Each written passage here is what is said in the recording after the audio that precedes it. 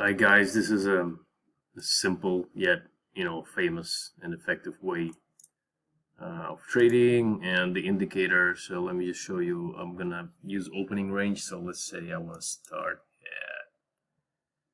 at, I don't know, could be like 8 to 10:30.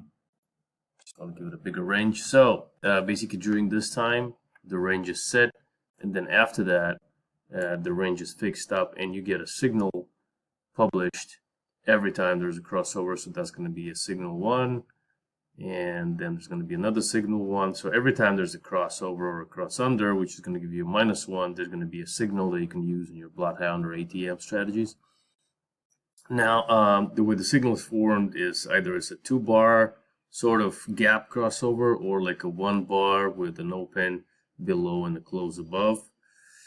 Okay, pretty simple, yet everybody uses it. A lot of practical scenarios where you can implement this, and also the source code is provided, and you can extend it to suit your needs. Okay guys, thank you.